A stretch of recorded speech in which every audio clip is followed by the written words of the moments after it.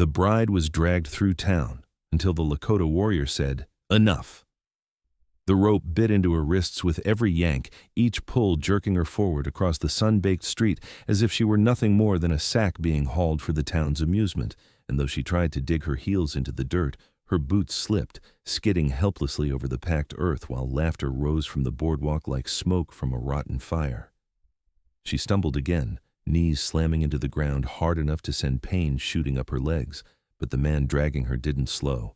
If anything, he pulled harder, eager to put her humiliation on display. People watched from shaded porches and open saloon doors, some with pity flickering in their eyes, others with the cold fascination of those who enjoy seeing someone weaker suffer. A few turned away, unwilling to interfere, but unwilling to witness either. Yet none stepped forward, none spoke, none tried to loosen the rope digging into her skin. Dust clung to her hair and cheeks, streaked with tears she hadn't meant to shed, and the sun beat down mercilessly, baking her shame into the fabric of her dress as every step scraped another layer of her dignity onto the street. The man ahead, broad-shouldered, red-faced, drunk on anger if not on whiskey, glanced back only to sneer, shouting something about a runaway bride and paying debts, his voice carrying through the heat like a cracked whip used too many times. She begged once, just once, for him to stop, her voice hoarse and trembling, but he yanked the rope so savagely she fell again, palms scraping raw as she caught herself in the dust. Gasps rippled through the watching crowd, but still no one moved. Not until the rope stretched taut again, just as the man raised his arm to pull, did the street itself seem to shift. A shadow broke the sunlight. A figure stepped out from between two horses tied at the rail. One moment the road was empty, the next a man stood directly in their path. Tall, still, shoulders broad beneath soft buckskin, dark hair braided with a single strip of red cloth that fluttered in the hot wind. A Lakota warrior. He didn't shout. He didn't reach for a weapon. He simply stood, with a presence so solid the air seemed to stop moving around him. The drunk man hauling her cursed, jerking the rope again, but the warrior didn't budge. His gaze flicked once to the ragged, wheezing bride on the ground, then rose slowly to meet the eyes of the man holding the rope. Those standing nearest shifted uneasily, glancing at one another, at the tension pooling thick in the street. The man dragging her barked, "Move aside, Injun," his voice cracking with the kind of bravado only cowards rely on. The warrior didn't blink, didn't breathe, didn't acknowledge the insult. He simply stepped forward once, so slight and controlled the dust barely stirred around his moccasins. The rope went taut between them. The drunk man froze mid-step, suddenly feeling the weight of every onlooker, every heartbeat, every breath that dared to exist in the silence settling over the street. The warrior finally spoke, low, steady, calm enough to make the hair on the back of every neck rise. Enough. One word, not loud, not angry, but final, like a door closing, like judgment delivered. The man dragging her stiffened, grip tightening on the rope, but his bravado faded the instant he met the warrior's eyes and saw something there that warned him this was no fight he could win. Not today, not ever. She lay in the dirt, trembling, breath shaking, staring up at the silhouette that had appeared like a wall between her and the cruelty pulling her apart. For the first time since the rope tightened around her wrists, she felt the world pause, felt the possibility, thin but real, that she might survive this. That someone might see her not as a spectacle, but as a human being who had been wronged. And in that moment, with dust clinging to her tears and the warrior's single word hanging heavy in the air, the course of her entire life shifted, quietly, irrevocably, and without warning. The street did not breathe after that single word.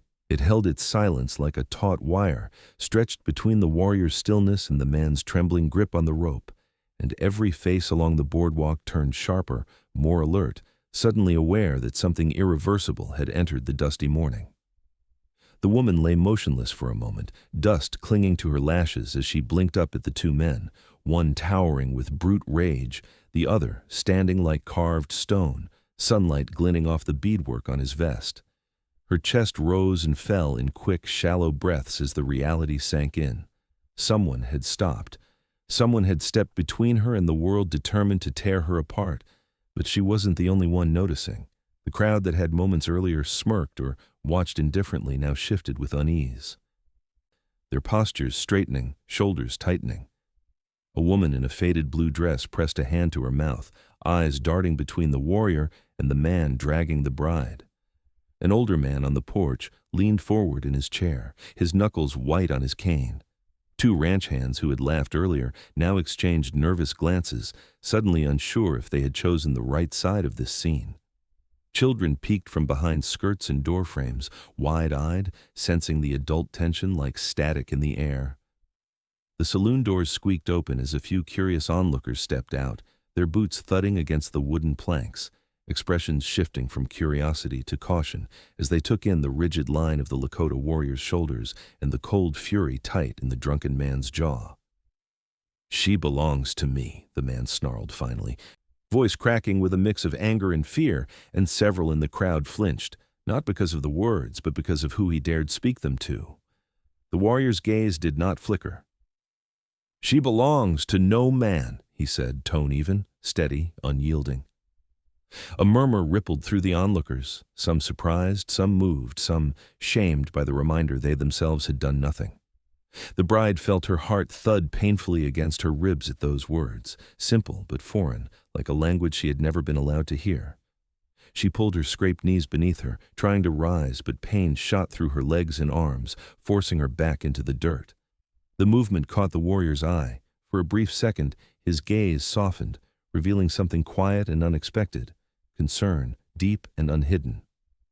The drunk man yanked the rope defensively, dragging her an inch across the dust as if to prove control, but she cried out, the sound small and hoarse, and every onlooker stiffened at the raw terror threaded through her voice. That was the moment the crowd's mood shifted.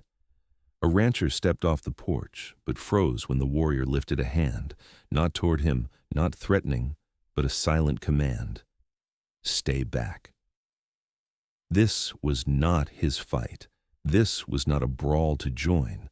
This was a line being drawn by a man who had no fear left to spend. The rope shook in the drunk's hand as sweat collected at his temples. "Town business," he spat, voice cracking. "She ran. I'm just bringing her back." "To what?" the warrior asked quietly. "To more dragging?" The man swallowed, his bravado fracturing as the question sliced through him. His eyes darted to the crowd, searching for someone, anyone, to stand with him. But no one stepped forward, not anymore. The warrior took another step, closing the space between them with slow, intentional calm that made the man's jaw tremble. His shadow fell across the bride, sheltering her from the sun, if nothing else, and she felt its coolness wash over her like the first mercy offered in days. "Let go," the warrior said, not as a threat, but as a truth. The man hesitated, shaking, breathing hard, realizing he was now alone, exposed, and watched by every soul who moments earlier hadn't cared enough to blink.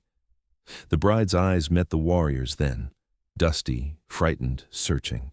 And in their brief connection, she felt something she had not felt since the rope first tightened around her wrists, a possibility, a chance, and the crowd, once merely watching, now held its breath, aware that whatever happened next would decide far more than one woman's fate.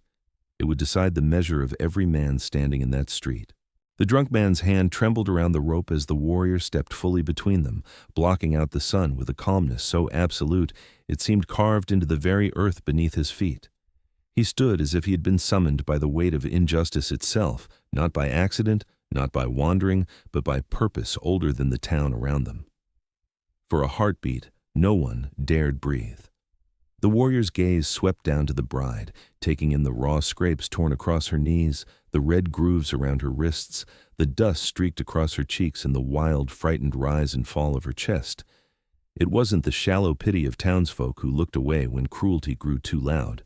His eyes held recognition, as if he understood with painful clarity the shape of a wound that comes from being powerless under someone else's hand.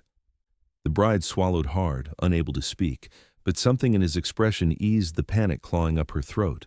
This was a man who saw her, not as spectacle, not as property, but as a human being standing in the ruins of her dignity. The drunk man tried again, voice shaking. "She ran off in the middle of the ceremony. I'm taking her back to finish what she started." A ripple of discomfort moved through the crowd. the truth unfurling in their minds, the torn white dress, the wilted flowers tangled in her hair, the ribbons trampled in the dirt. She hadn't run away from a marriage, she had fled from something worse. The warrior tilted his head slightly, not in confusion, but in accusation. "A ceremony?" he asked quietly.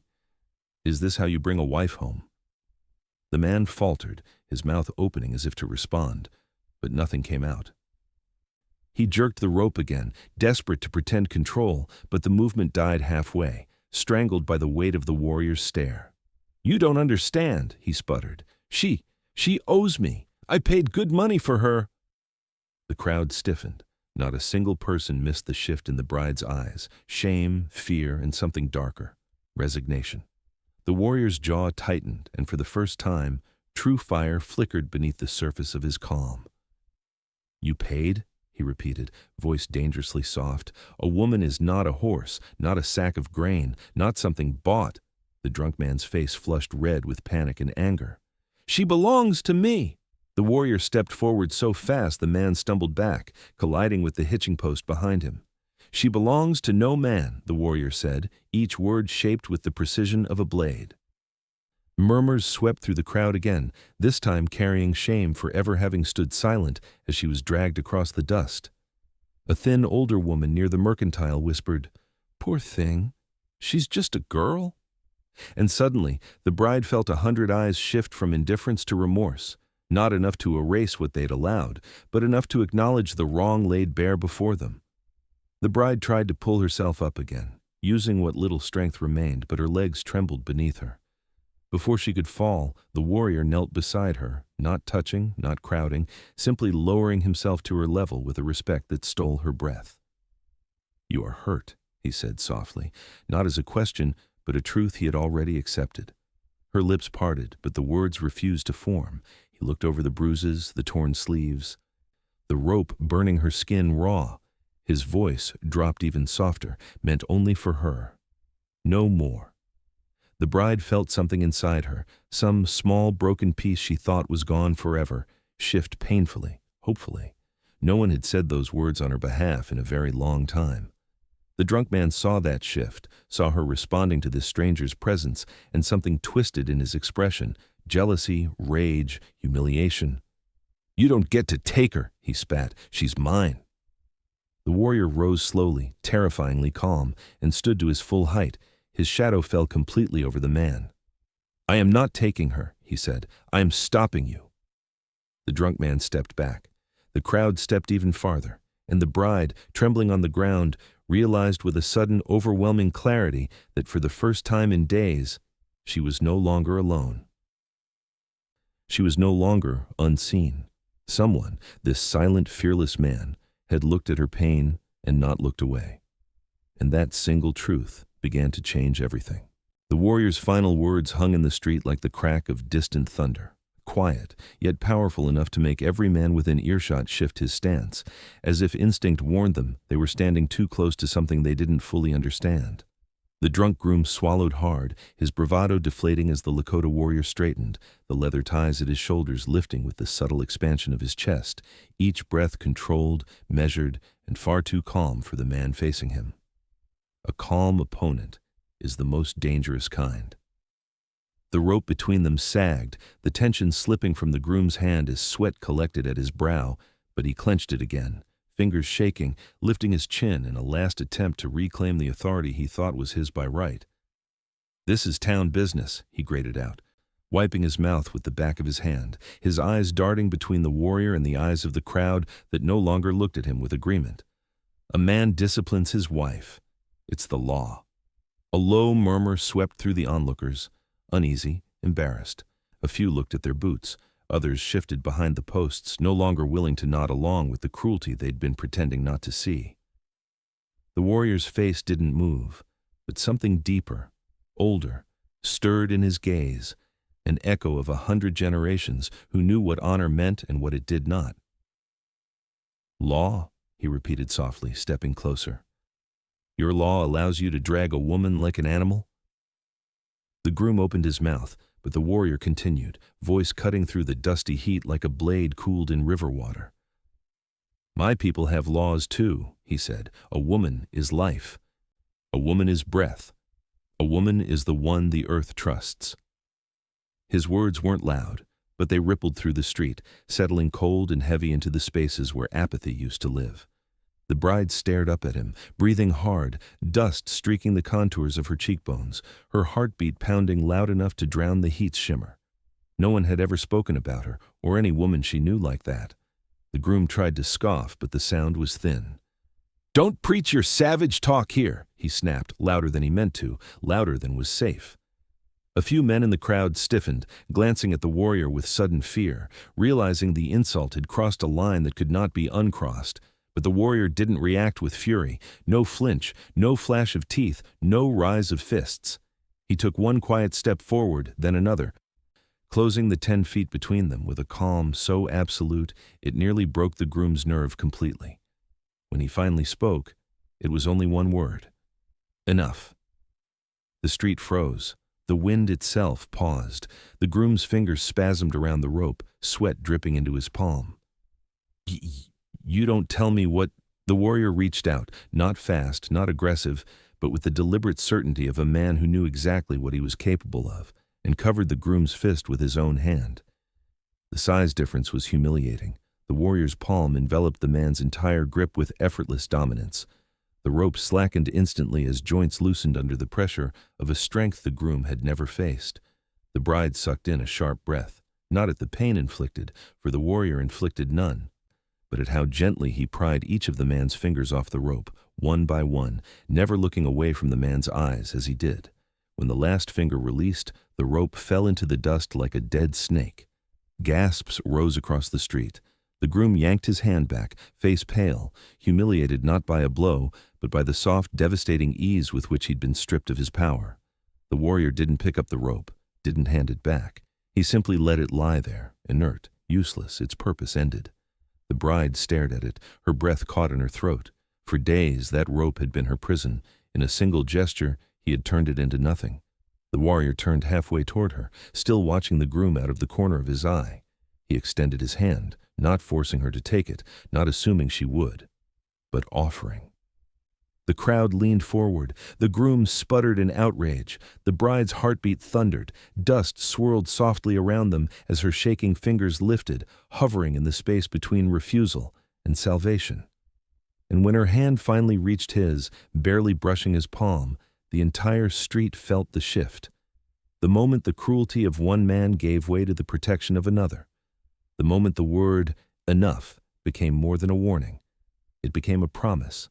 Her fingers touched his only lightly at first, as if she expected even kindness to burn, but the Lakota warrior didn't close his hand around hers right away. He held still, giving her the space to choose more than a moment, more than a gesture. And when she finally let her trembling palm settle fully into his, he closed his fingers with the gentlest strength she had ever felt, secure but never possessive, firm but never demanding. He helped her rise slowly, careful not to startle her as her scraped knees wobbled beneath her.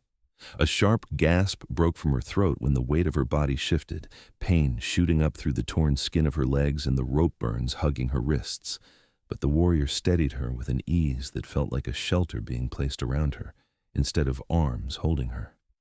Dust fell from her dress in thin clouds as she stood upright for the first time since she'd been dragged, and the crowd seemed to shrink back a foot, suddenly ashamed of how closely they had watched her humiliation only moments before. She swayed once, nearly losing her balance again. The warrior moved instantly, one hand at her elbow, the other supporting her back, his touch respectful but unyieldingly protective. Up close now, she could see the deep calm in his eyes, a steady, dark warmth that mirrored rivers that ran deep enough to outlast storms. "It's all right," he murmured, low enough that only she could hear, as if the words belonged to her alone. "You are standing now." Her throat tightened. She hadn't stood steadily, not truly, for days. The groom, red-faced and trembling, stumbled toward them as if trying to reclaim the fragments of control slipping through his fingers. "She's my wife," he barked, voice cracking. "She said vows. She belongs to me." A few in the crowd flinched. Even they knew the truth now. There had been no vows, no ceremony, no consent, only force. The warrior shifted, placing his body between her and the groom with such subtle certainty it didn't look like a confrontation. It looked like a line that had always been there and only now had meaning. "You cannot own a woman," he said quietly. "You only think you can because no one has told you the truth." The groom lunged or tried to. The movement was sloppy, fueled by humiliation and desperation rather than strength. The warrior caught his wrist mid-air with a single fluid motion, a motion that might as well have been effortless. The impact never reached her. The blow never connected. The groom froze, half bent, pinned by nothing more than the warrior's steady grip. "You strike like a child," the warrior said, not cruelly, but plainly, as if stating a fact about the weather. Then he let the man go, releasing him not because he couldn't hold him, but because he didn't need to. The groom stumbled back, hands shaking, wrists aching where the warrior's grip had encircled them. He looked up, ready to spit some insult, but his gaze caught on the bride's face, her lifted chin, her trembling but upright posture, her hand resting lightly against the warrior's arm. And something inside him cracked. Not remorse, not understanding, rage at losing what he'd never had the right to in the first place. "This isn't over," he snarled, voice breaking as he stepped back. "Her family owes me, she owes me, and someone's gonna pay for this." The warrior's eyes hardened, just subtly, but enough for the crowd to feel the temperature of the street drop by a single sharp degree. "Go," he said, "before the earth swallows what little honor you have left." The groom hesitated, torn between pride and self-preservation, but the weight of 100 eyes and the immovable presence of the warrior finally broke him. Muttering curses, he backed away, disappearing down the street in a stumbling retreat. The bride sagged with relief she couldn't hide. Her knees buckled for a moment, and the warrior caught her again, this time lifting her as if she weighed no more than a breath caught by the wind. Gasps rippled through the watching crowd, and whispers replaced the earlier silence. The warrior held her, not tightly, but with reverence, as if she were something fragile that the world had nearly shattered. Her head found his shoulder without her meaning for it to, exhaustion and disbelief tangling inside her until she no longer had the strength to resist safety. "You're safe," he murmured, steady and low, "for as long as I stand." And for the first time in days, she believed someone. He carried her only a few steps before she shook her head weakly, fingers curling into the leather at his shoulder as she whispered, "Please, put me down, I can stand." The warrior paused, not doubting her, simply giving her the dignity of choosing her own footing. He lowered her slowly, letting her boots touch the ground with care, his hands lingering just long enough to be sure she wouldn't collapse the moment he released her. When she found her balance, he stepped back, not far, but enough to show he wasn't claiming her, wasn't another man trying to decide her life. He was waiting for her words, her truth, her direction. She wrapped her arms around herself, the torn sleeves fluttering in the hot breeze as if clinging to her as much as she clung to them. The rope burns around her wrists burned red like angry brands, and her breath trembled with every inhale. A soft murmur moved through the crowd now that the groom had fled, shame and regret thick among the onlookers, people who had watched her dragged and only found their voices once the danger had passed. One woman, maybe in her late 40s, stepped forward hesitantly. "Sweetheart, did he truly force you? Did you run?" Her voice wavered, unsure whether she even had the right to ask. The bride's throat tightened painfully. She looked at the ground, then at her torn dress, then finally up at the warrior who still stood like a stone wall beside her, unmoving, patient. Something in his presence made the lie she'd been repeating for days crumble on her tongue. "I didn't run," she whispered. The crowd leaned closer. She swallowed hard. "I escaped." Gasps fluttered through the street like startled birds. She blinked rapidly as tears filled her eyes, slow, reluctant, painful. "My uncle sold me to him," she continued, voice cracking on the word sold. "Said it was better than starving. Said what happened after wasn't his concern." A tremor ran through her arms as she gripped them tighter. "I didn't even know the man until the morning he claimed me.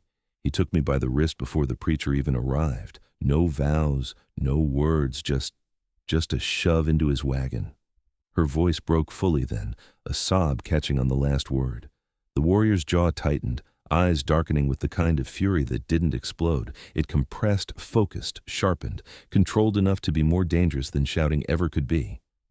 The bride wiped her cheek with the back of her hand, smearing salt into dust. "When I tried to leave," she whispered, "he beat me, locked me in the shed behind his house, said the next time I tried, he'd drag me through town so everyone could see what happens to a woman who forgets her place." A cold hush fell over the street. A few people looked sick with guilt. A few others looked horrified. One man near the saloon whispered, "God help us. We let that happen right in front of us." The warrior finally moved, not toward the crowd, not toward anger, but toward her. Slow, steady, grounding. "You remembered your place," he said softly. She looked up at him through tears, confused. He touched 2 fingers to the center of his chest. "Here," he said, "your place is here, where your spirit tells you to stand, not where a man drags you." Her breath hitched, her tears falling faster now. Not from fear, but from the sudden shattering relief of being seen, truly seen, for the first time since the nightmare began. A rancher in the back called out shakily, "What about the groom? He'll come back. Men like that don't quit." The warrior didn't look away from her as he answered, voice low, steady, final. "Let him try." The crowd shivered at the promise in those words. The bride wrapped her arms tighter around herself, shaking not with fear now, but with exhaustion and the slow untangling of days of terror. The warrior took 1 step closer and gave her the smallest nod, asking, not demanding, if she wished to continue speaking. She drew a shaky breath and nodded back, finding courage in the way he stood like a mountain that had placed itself between her and the storm. "There's more," she whispered. "I think he'll come back, because he wasn't the only one who wanted me." The warrior's expression shifted, sharpening, cooling, calculating. The crowd collectively leaned in. "Who?" he asked. She swallowed hard. "My uncle," she whispered. "He didn't sell me to save me. He sold me to get rid of me." The warrior's eyes turned to tempered steel. The real danger hadn't fled down the street. It was still out there. And for the first time, the bride realized she wasn't facing it alone. The moment her uncle's name left her trembling lips, the air in the street seemed to turn thick, as if the heat itself froze mid-wave, hanging over every head in a suffocating stillness. Even the horses tied along the rail snorted and shifted uneasily, sensing a shift not just in mood but in danger.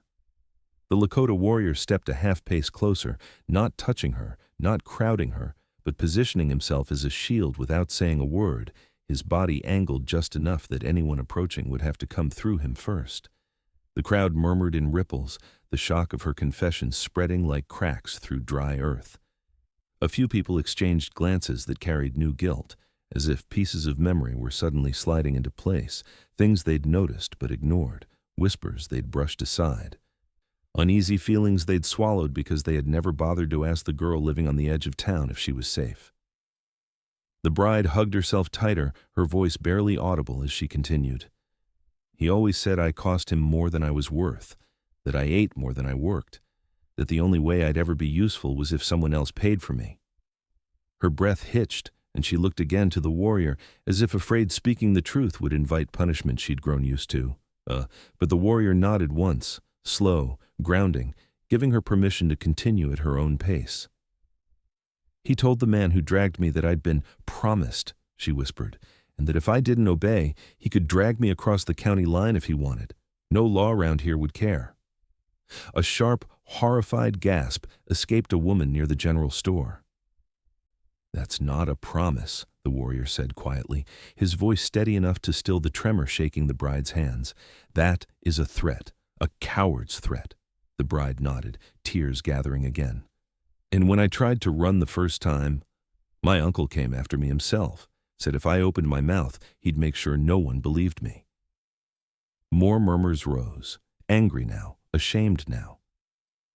A few men glanced toward the direction of her uncle's homestead, realization dawning that the man they'd greeted with nods and handshakes might have been hiding rot behind his polite church day smiles.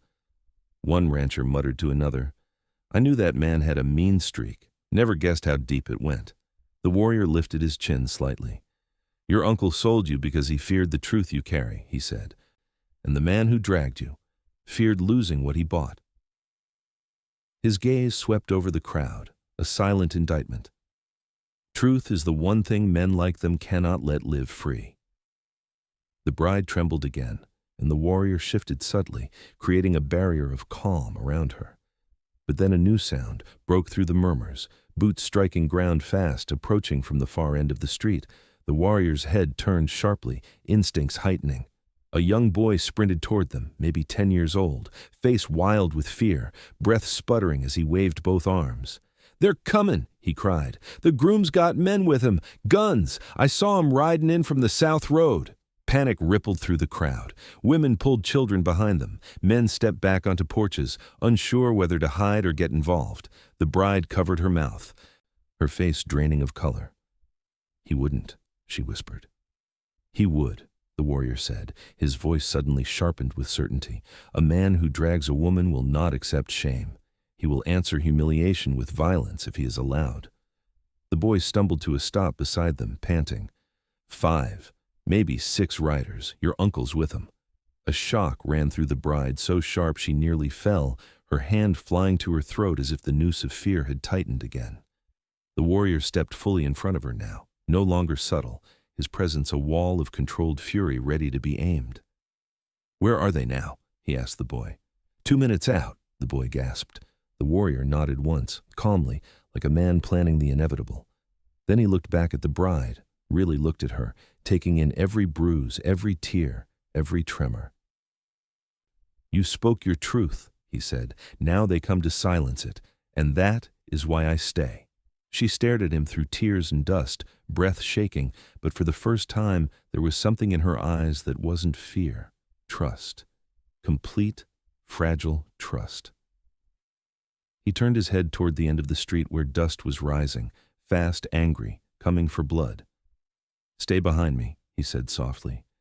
"This ends today."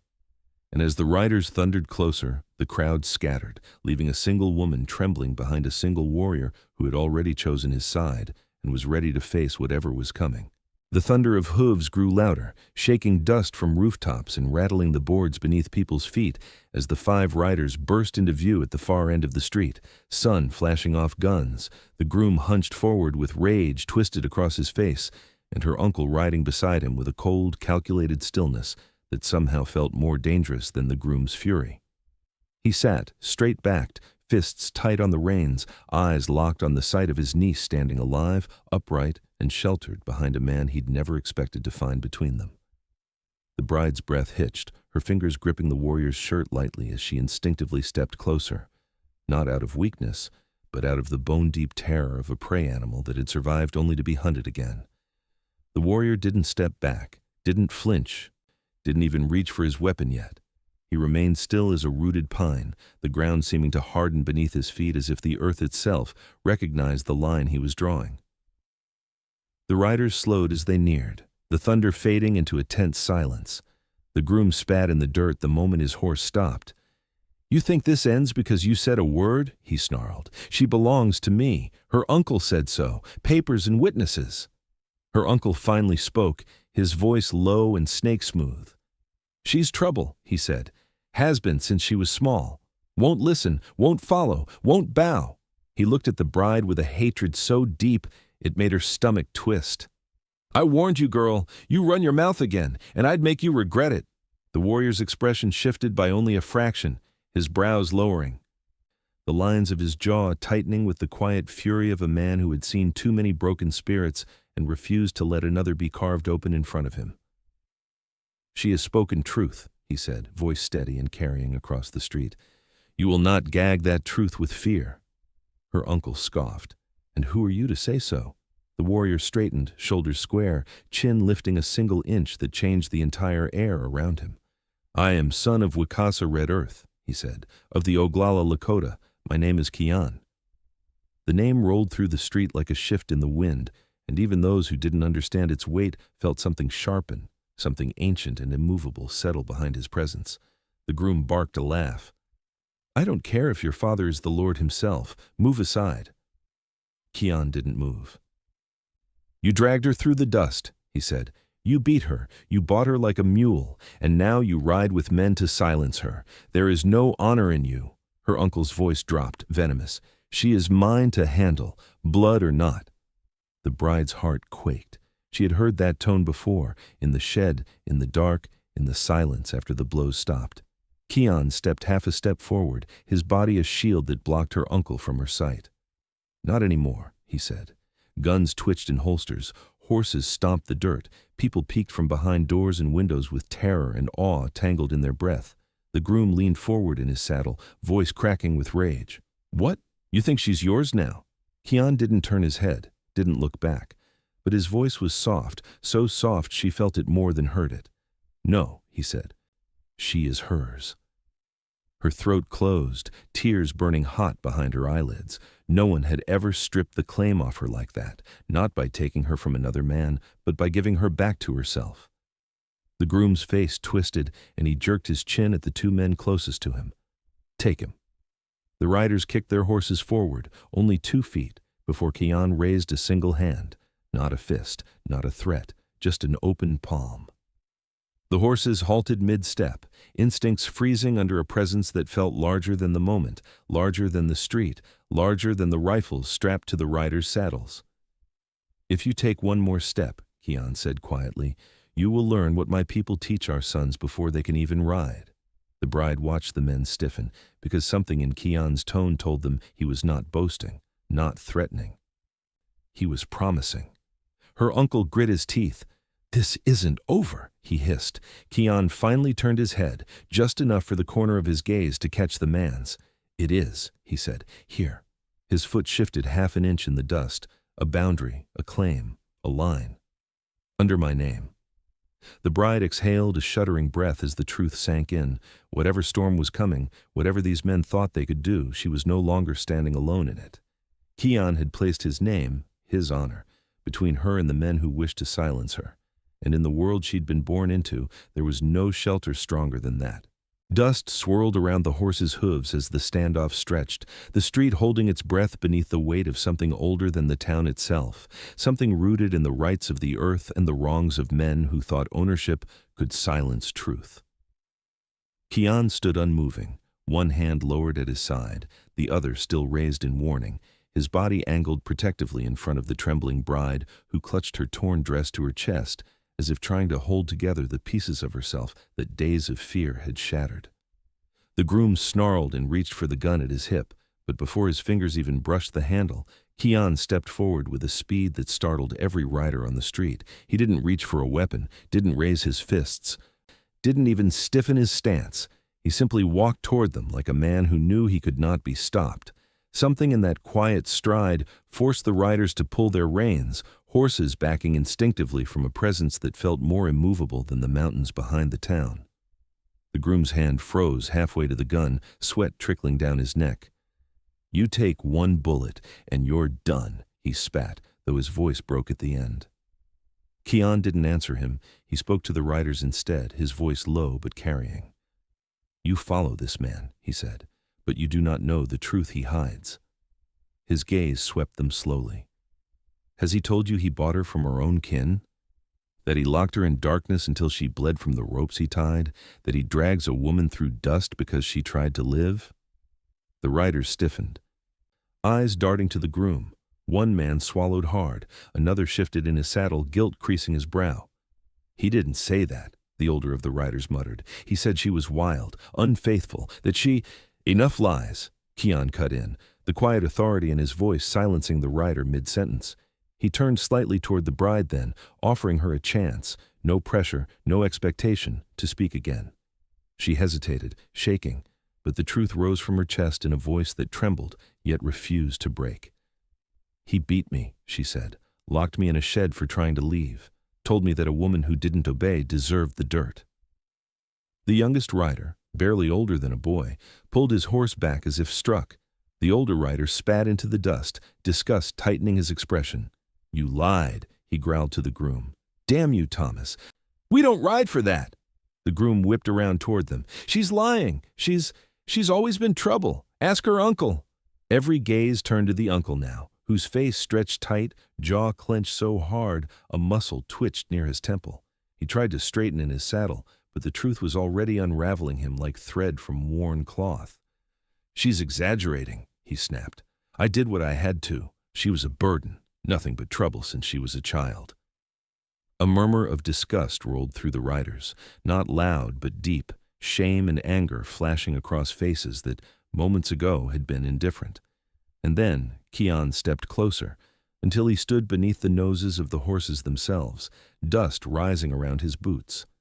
"We will not decide truth here," he said, calm as a river at dusk. "You lie for each other. You twist words for each other. The earth does not lie. Fire does not lie. My people do not lie." He turned his head just enough to meet the bride's eyes, and something steady, grounded, unbreakable moved between them. "We will take this to the fire circle," he said. A gasp rippled through the crowd. Everyone in the town knew what that meant, even if they had never stood in one. A Lakota justice circle, a place where lies died and truth spoke through silence, flame, and witness. The uncle stiffened. "Absolutely not. You dragged her in front of your town," Kiyan said. "Now face judgment in front of mine."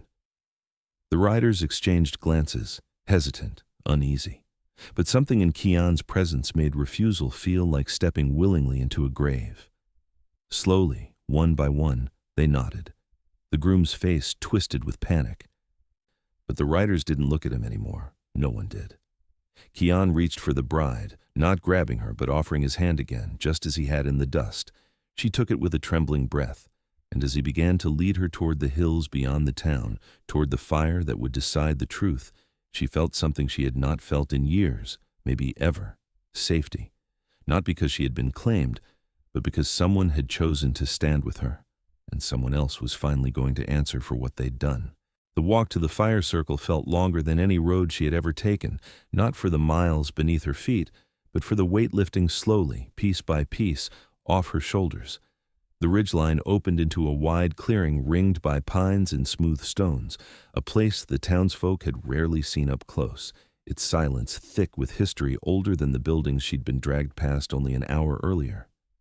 Kiyan released her hand once they stepped into the open space, not out of distance but out of respect, his palm brushing hers lightly before falling away, as if to say, "You stand here not as someone saved, but as someone whole."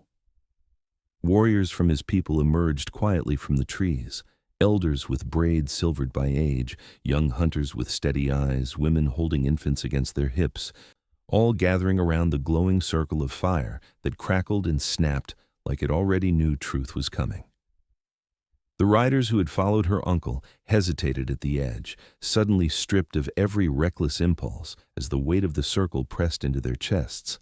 Even the groom swallowed hard, his fury shrinking into something small and wild.